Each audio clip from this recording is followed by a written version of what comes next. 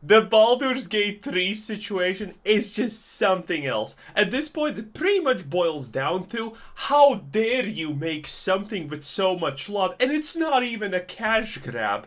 It's unbelievable. So this video is going to be a little bit rough because, well, I wasn't really prepared to make another video this week. However, before I go on vacation, I ended up stumbling upon an article, and I absolutely had to talk to you guys about it. The article is basically about how a bunch of developers feel that they shouldn't be held to the same standards as Baldur's Gate 3 is setting. Amazing. A lot of people are seeing Baldur's Gate 3 for the first time. They're watching the videos, or some of them actually got to have some hands-on gameplay, and they're sitting there going, man, this is a huge step forward for RPGs and etc. People who say that, we commonly call them incompetent, because they just don't want to put in the work. But there's some people that don't want to be held to the same standard that Baldur's Gate 3 is setting right now. Dude. And for the smaller developers at imagine wanting to do less, but being paid the exact same. Because that's what it boils down to. These people don't want to put in the work, but they want the recognition and the pay. Hop in on this conversation, I think they are absolutely valid with what they're bringing up. No, However, they're things not. get really interesting when AAA developers also feel like they need to... The people behind Baldur's Gate are not AAA developers. They're just people who are really passionate about what they do. And now, AA developers and single A developers are absolutely in a fritz because they know that they will never actually make something this good. And now they're trying to lower the bar because they don't want to feel bad about themselves. AAA being sad and bad is just, common nowadays. So I don't even care what their excuse is. Chime in as well. This article comes from Game World Observer. The article is titled, Why Devs Consider Baldur's Gate 3 Anomaly. Not new standard for the RPG genre. It's Rockstar level nonsense for scope. The article reads, what sparked the debate for Baldur's Gate 3? That's such a cope article. This all started with a Twitter thread by Strange Scaffold head Xalavier Nelson Jr. I'm glad I said that right this time. Wow. The studio head is best known for Space Warlord Organ Trading Simulator and the upcoming Max Payne shooter El Paso Elsewhere.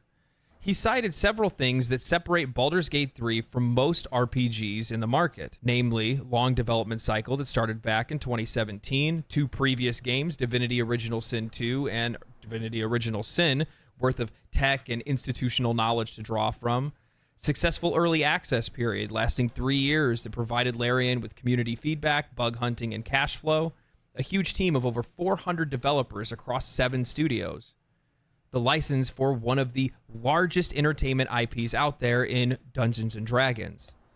This is literally, by the way, absolutely everything others can also acquire. None of this is like, okay, an interdimensional god touched my brain and now I know the knowledge to make a great game. Now, all of this is literally acquirable.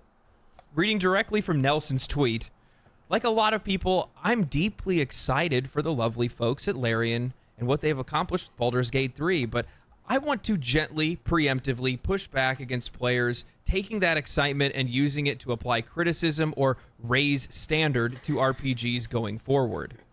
This is not a new baseline for RPGs. This is an anomaly. Adding that, trying to reach the same... Imagine someone does better and then everyone else's reaction is, well, let's just witch hunt the guy who does better because we don't want to do better. Bar without the same experiences or advantages could kill an entire group of studios.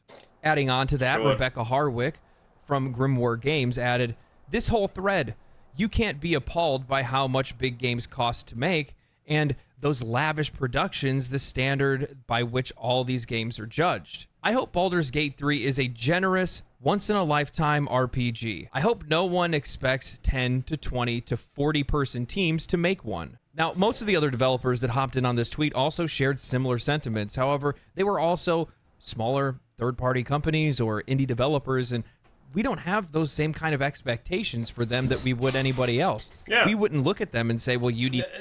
No one's expecting a cinematic campaign that's literally longer than all of the Game of Thrones seasons combined from an indie developer. people who think that are absolutely just... I don't even know what they're huffing, but man, it's some strong stuff. To make games that look and play just like Baldur's Gate 3, that just doesn't make a whole lot of sense. We don't look at a game like Vampire Survivors and expect those guys to turn around and come out with the next Halo or something like that. If anything, we actually expect from those smaller companies to produce less polished games to us that just have more in-depth gameplay or explore a very specific part of gameplay in a much larger scope than most games normally do. Makes have sense. really simplified game loops that keep us hooked and keep us addicted, like a Vampire Survivors or something like that. Now, what's really interesting about this thread is that, well, it doesn't just end with the third party and the indie developers. No. The AAA developers felt like they should also chime in as well, and oh That's boy. the best. Oh boy. Insomniac Games design manager Ryan McCabe urged others not to use a singular game to set expectations for everyone that's developing RPGs because it isn't useful and instead foolhardy. Obsidian Entertainment design director Josh Sawyer noted that having the foundation set and the funding to build things on your own terms is invaluable.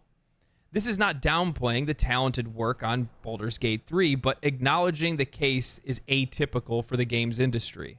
Now, I find these tweets specifically a little bit more interesting. Insane. I don't know if this is industry transparency. Are they telling us that, some of these larger studios like Insomniac or Obsidian Games don't actually have any autonomy over the things that they're creating? Or are they telling us that they don't get the amount of funding that they need for some of the projects that they're making?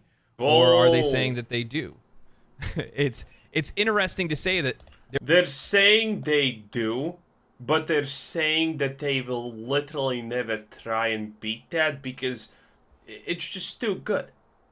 It's just too good. Divinity, Original Sin, blah, blah, blah. All of these things are just too good, and they literally know that they will never be able to compare because they have a rigid fundamental base of things that they must do in games. Otherwise, they can't even publish them, But these games, you're gonna sleep with a bed, okay? You're gonna sleep with a bed. I mean, most other games are literally afraid to, show a little bit of that side jiggly wiggly. But no, this game lets you sleep with a bed. You see, those studios are fundamentally afraid of doing things like that because they're, garbage. But these people do because they know it's fun, they know it's great, they know it's absolutely amazing. Simple. They're jumping in on this conversation and saying that they also don't want to be held to the standard that Baldur's Gate 3 is putting out when they themselves come from companies that have more than enough resources to be able to put out the exact same quality of games as Larian Studios does. Yep. Just doesn't make a whole lot of sense. Now, things get really interesting when Diablo IV senior designer Chris Balzer also drops in. He says, "You're absolutely right. Even if you look at one of Vink's touchstones, Ultima 7, that's a game that had 12 years of prior games feeding into it. If we were to look at this as a new benchmark..." Why is Diablo 4 in that case so bad? Why can't we even have a good-sized stash? Tell me. Diablo has more than that amount of game experience behind it. So, what does this mean? Come on. Why was Diablo 4 not an absolute 10 out of 10, 100 out of 100 in that case? You would need to then focus on creating conditions just like with Tears of the Kingdom. Furthermore, he states, "But people often only look at the fruits of labor and not the labor itself. Same as it ever was, I guess. Same Yes. deal with people wondering why there are so few artists painting like Renaissance masters." And now this is where I'm saying to pump the brakes. It's completely fine for some of these smaller companies to hop in, some of these smaller developers to hop in and say, hey, don't hold us to these kind of standards, even though I think it's weird that they even bring it up because I can't imagine people actually... It's stupid that they bring it up. It's stupid that they think that someone's gonna... No one's gonna... Again, 3-people team, no one's gonna hold you up to those standards. But AAA games and AA games, you have no excuses. You absolutely have no excuses if you're a double or AAA studio to not go for these kinds of feats. And honestly, for being completely real, yeah, Baldur's Gate has a lot of things that you can have, for example, as an indie developer, but that does not mean that you cannot learn from them. So, in reality, Baldur's Gate is setting a completely new expectation for gaming, and there's nothing you can do about it, because it doesn't matter how big or small you are, you can take from what good they have made. Actually doing that to them. And not get sued about it because you're being very vague about it. But it's a completely different thing when you have Diablo IV coming into the picture. We're talking about a company that has far more resources than Larian Studio does. Yep. Far more people working for them. Yep. Far more just money. Yup. Experience. Yup. Everything. Yup. Far more everything. Preach. If we're going to be running by at least his idea of how things should work, well, then that should be the same case for Diablo 4. And Diablo 4 should show this massive evolution of the series from years of experience and all of the other games that's been feeding into it, whether that's Warcraft, StarCraft, Overwatch, whatever. It doesn't matter. But personally, even though I like Diablo 4, it is definitely not that game. Yep. It's not that game that has 20 years of other games that are feeding into it. It's not the game that reflects all of this experience learned from prior Diablo titles. Now, like I said before, it is completely fine for some of these. Also, the idea that you learn from prior titles is kind of a little bit like wishy-washy and stupid, because learning from prior titles in reality means, okay, we're looking at Diablo 1. What are we doing learning from it? The graphics? Of course not. You're taking the best mechanics from it. And you can take the best mechanics from Baldur's Gate and easily implement them in your own game, even if you're an indie developer. So, it is pushing the standard up, and that's a good thing.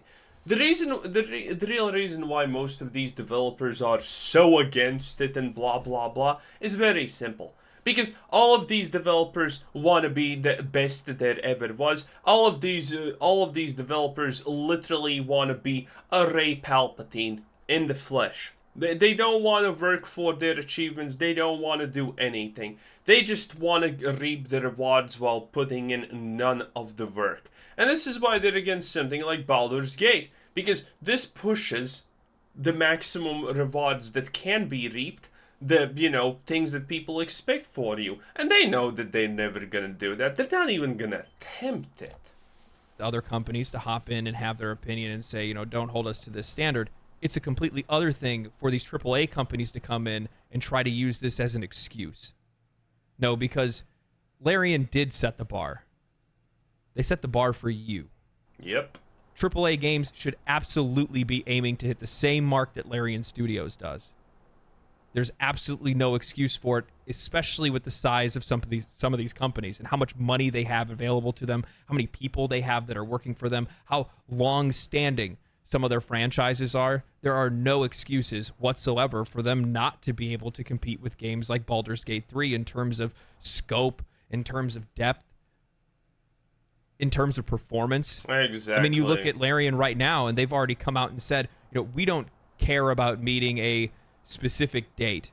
We want to make sure that when we release this game, it's going to play at 60 stable on the PlayStation 5. They're taking their time to make sure that the game comes So the game's going to come out in 20 years. Got it. out for the Xbox, and it's in perfect working condition when it does. 30 years. Got it. Regardless of whatever hiccups or problems that they've had along the way. This is a company that holds itself to a standard, a quality standard that many developers don't anymore. Yep. This isn't a excuse for other developers not to be able to meet that. No. Instead, this is an example that they should be trying to follow in the footsteps of. I'm interested to hear your guys' thoughts on this. I, again, wasn't really planning on putting out another Good video. stuff. I'm going on vacation after this. I'll be back. It'll be a couple more Have weeks before I fun. get any other videos out. But, yeah. I just wanted to give some light to this. I hope you guys enjoyed the video. If you guys did, stay safe, my friends, and peace. Bam. Family. Family. Anyway, yep, that's pretty much it. Wow, someone does good, and everyone else is mad about it. It is the way of life. What can I say? Anyway, this was Quizzer Citizen. Thanks for watching. Subscribe if you haven't already, and have a nice day. Bye-bye.